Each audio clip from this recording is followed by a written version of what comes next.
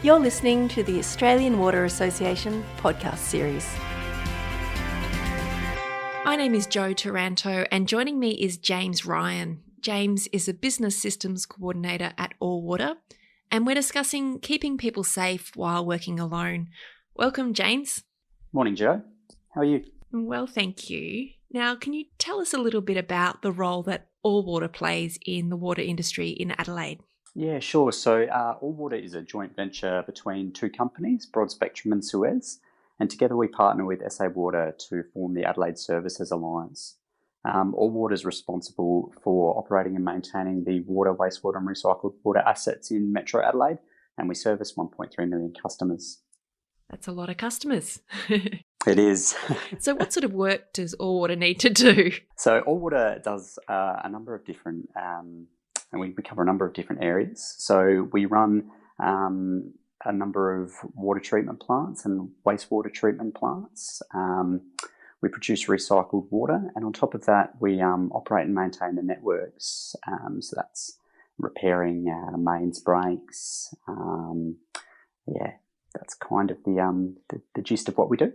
And so some of the employees that work with you at times have to work alone. Can you tell us why that is?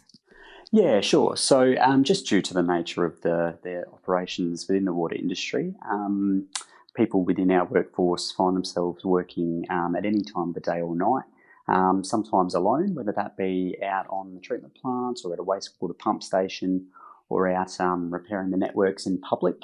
And obviously, working alone exposes people to hazards that perhaps they wouldn't face if they were working with someone else or in a group. All Water identified the need around that to provide extra protection to those working alone, because safety is at the heart of everything we do here. And so what sort of hazards can working alone pose to an employee? Yeah, sure. So someone could potentially injure themselves or find themselves immobilised and unable to have anyone around to help them out. When we're talking about people working on the networks, there's also the hazard of having encounters with members of the public that may leave them feeling threatened or vulnerable. So those are the kind of hazards that our workers can find themselves facing when they are working alone. You talked about the fact that All Water identified this as an issue for your organisation. What project was initiated at the back of that? Yeah, sure. So a project team was formed around this issue, led by our quality assurance team, but also with input from across the business, with the key focus of looking at concerns that those who work alone within our workforce do face. Out of that work, two kind of key focus areas were identified. The first of those being that we wanted to ensure that our employees feel safe and secure when they are working alone. And the second aspect around that was that we wanted to ensure that our workers could engage the appropriate level of assistance whenever they needed to. From that point, we trialled a number of different lone worker options across the business through various trial groups, and in the end, it was an app, which is the product that provided the solution that we were after.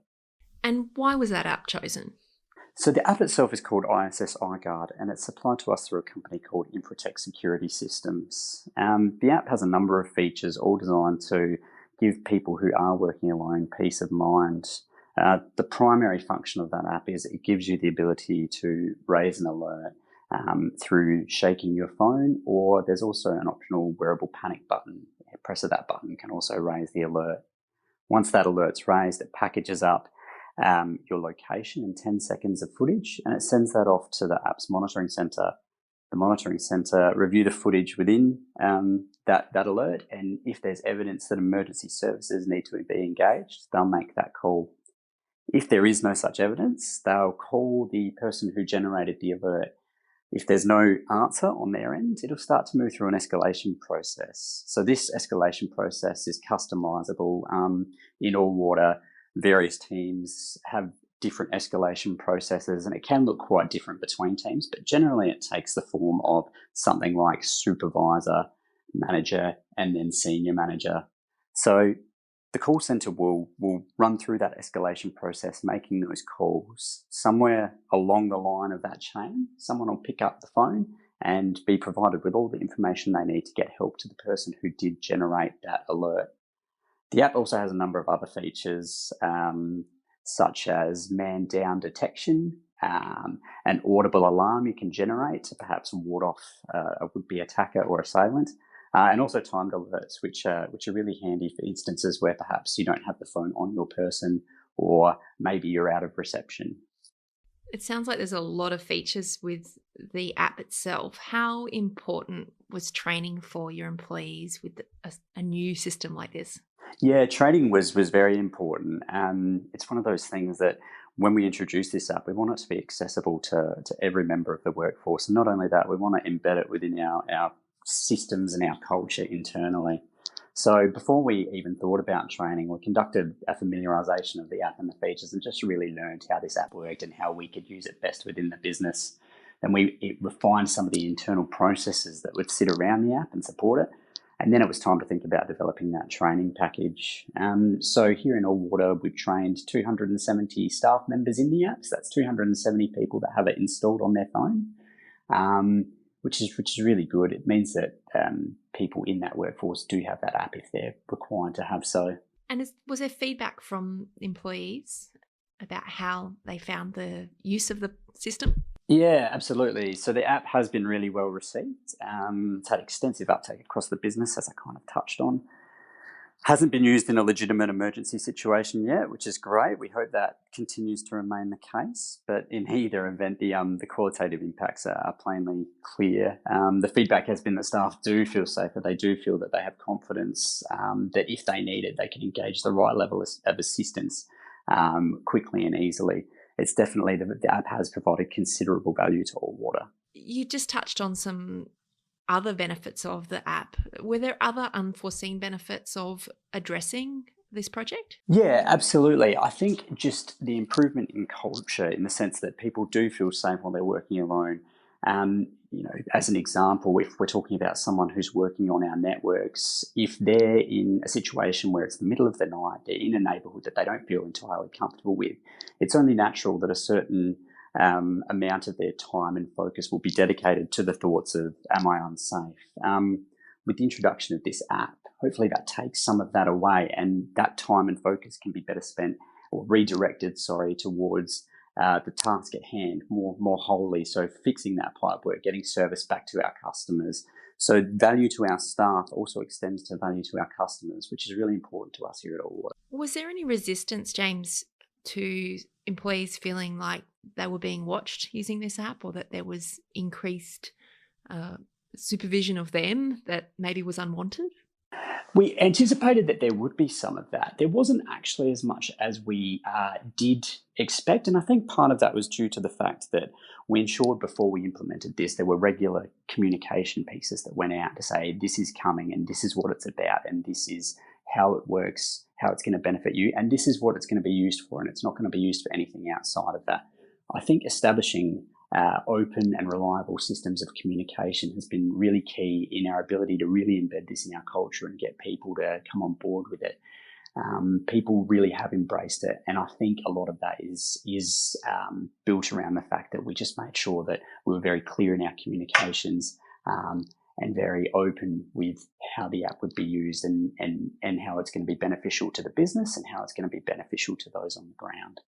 James, how important is it to involve other stakeholders in this process? Yeah, I think it's very important. I think it's something that can add extra value to the process. In our case, we just as a supplementary piece to the app, we did engage the SA Police Force to come out and have a chat to our workforce and just train them in some practical skills that they could implement while working alone, which I think is just a nice piece that kind of supported the app during its implementation. How easy is it to report on the benefits when you're making system changes like this? Yeah, it's quite easy to report on the benefits for this. So just from the standpoint of reporting on app use itself, we built some solid support systems around that. So we created an FAQ register, which our staff can access if they have any questions. But from the reporting standpoint, we also built some BI reports, and that's fed directly with data from the ISS iGuard portal, which is something that Infotech Security Systems has given us access to. So it's very easy to kind of get a gauge of uptake across the business and how often it's being used, how many alerts are being sent. So we do have good visibility over the way the app is employed.